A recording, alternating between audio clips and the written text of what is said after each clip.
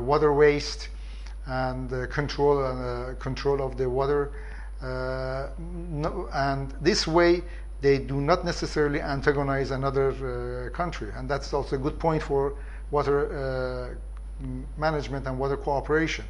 That with other areas of political, if you cooperate in security terms with one country, if you provide weapons or if you help them to build their police forces and others, somehow the neighboring countries also will be antagonized and will not like what you do with that. But with water security, there is no ground for others to blame if it's not managed well.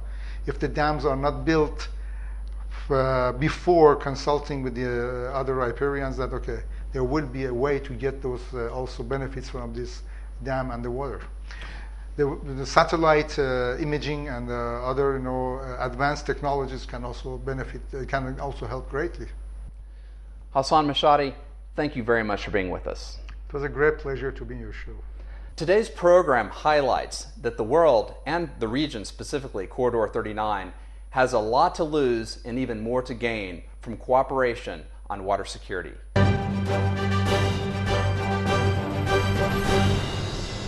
With us in the studio is Dr. İlker Turan, International Relations Professor from Bilgi University. Dr. Turan, does Turkey have adequate water resources? The answer is no. In fact, when you examine the amount of water available to various societies, there is a classification, and Turkey falls into that category of societies that have barely enough water. But if the current demographic trends continue and current consumption patterns continue, it can easily go into the category where countries that do not have enough water. And the GAP project in southeastern Anatolia is a very important project, not only for water but also power. Could you please expand on that project? Yes, quite some years ago by now, the Turkish government, particularly the General Directorate of Hydraulic Works, worked on a plan to utilize the waters of the Tigris and the Euphrates, which Turkey had not actually utilized. One may recall that the first major utilization of the Euphrates is actually Keban Dam, which was finished in the late 60s, and at that time actually it doubled the power generation capacity of Turkey. That was not a part of the GAP project, but that was the beginning of the idea of developing a string of dams on the Tigris and the Euphrates. And historically, Turkey had initially used dam building for hydropower generation purposes, but this GAP project conceptualized dams as both irrigation and power generation sources. So a string of a number of dams were planned, and when this project would be completed, that particular region of Turkey, the southeastern region of Turkey, would be totally transformed and would evolve into the major agricultural production region of Turkey. And Turkey started construction of these dams, and the biggest of these dams that is well known was the Atatürk Dam. The Atatürk Dam was initially conceptualized as 2 dams, but later they worked on it to build a bigger dam. And the construction of dams, particularly on the Euphrates, are near completion. There are a few more dams to be built on the Tigris. Now, the reason why you build more dams on the Euphrates is because of the elevation differences. The flow of the Euphrates simply lends itself to constructing more dams and generating more power. Tigris, the drop in elevation in Tigris is less, so that lends itself to fewer dams, and a few are still to be constructed. So there are going to be losers and winners when it comes to building dams, and there's some gripes in Syria and further downstream in Iraq. What are their sentiments about the construction of additional dams in Turkey? Well, actually, they have several concerns. I think some of them are not necessarily based on realistic appraisals of the situation, but there has been general apprehension that if Turkey uses the waters of these rivers, there will not be enough left for Syria and for Iraq.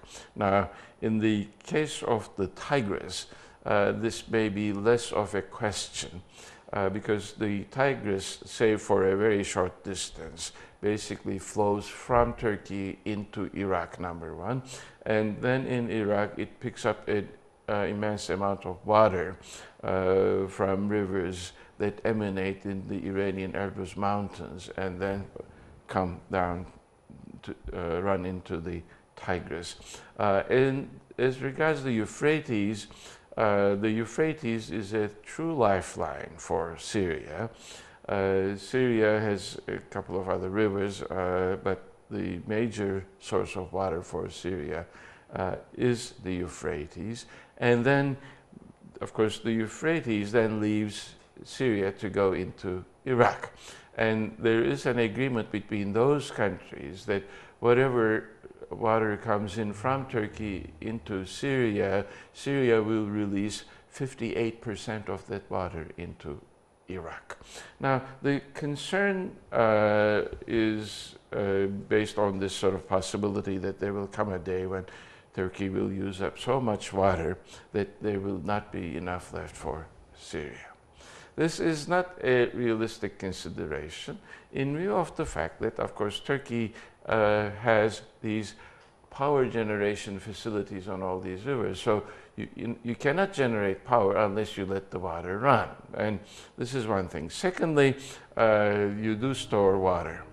Now, why are there some gripes? Number one, of course, particularly in Syria and then in Iraq, the irrigation systems were based on natural flow. So if you build dams that affect the natural flow, your irrigation system is undermined and you have to change it, and that requires investment. And also in the case of some areas, the silt that is deposited through flooding is no more available there. There was a former Turkish president, I believe, who I read a quote that, I believe it was Demirel, maybe you can correct me, and he said that we have water and our neighboring countries have oil, and their right to have a claim to our water is like us having a claim, saying that we have a claim to their oil.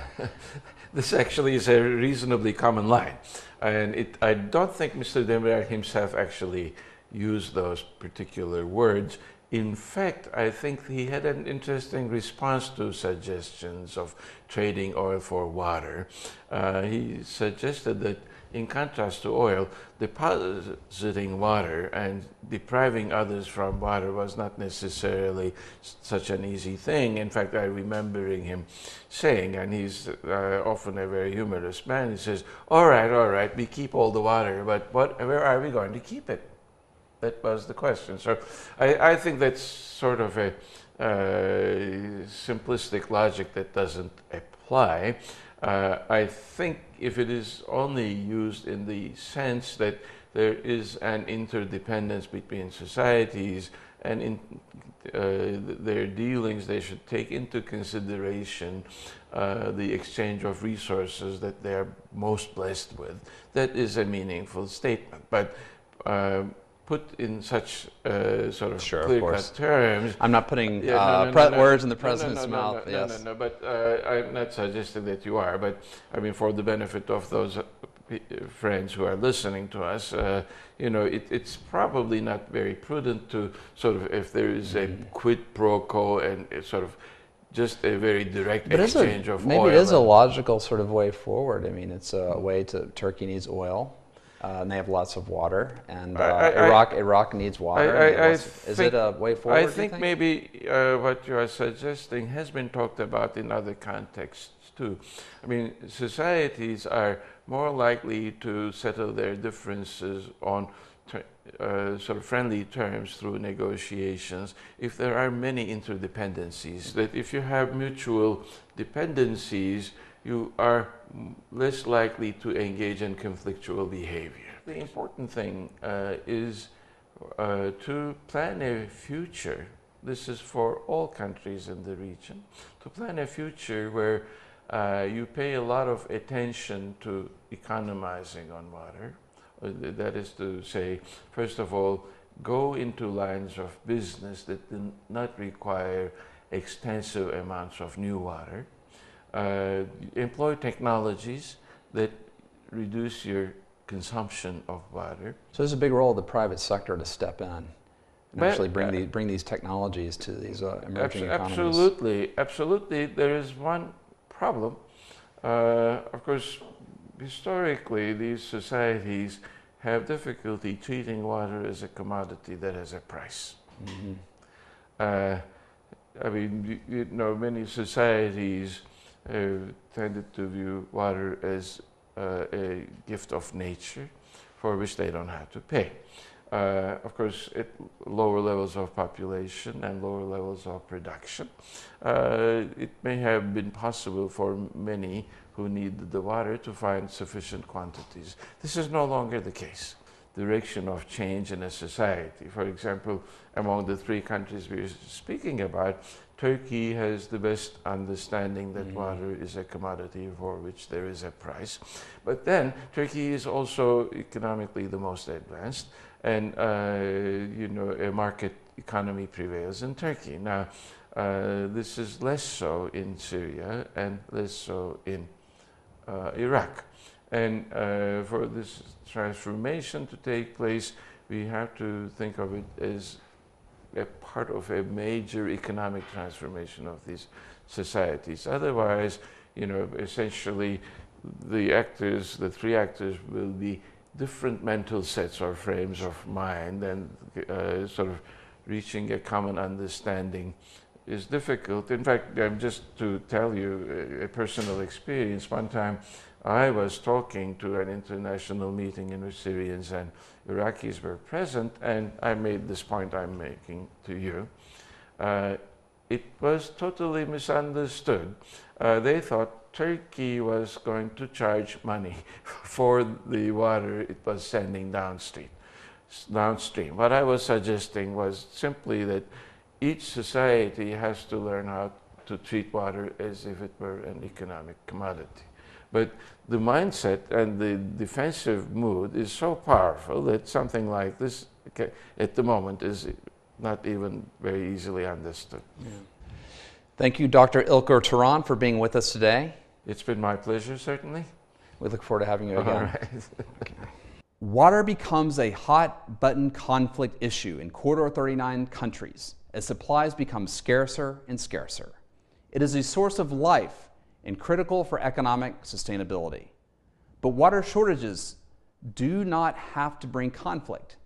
It can be a point of cooperation where rivaling countries can build peace through water sharing. That concludes this week's Corridor 39 program. See you next week.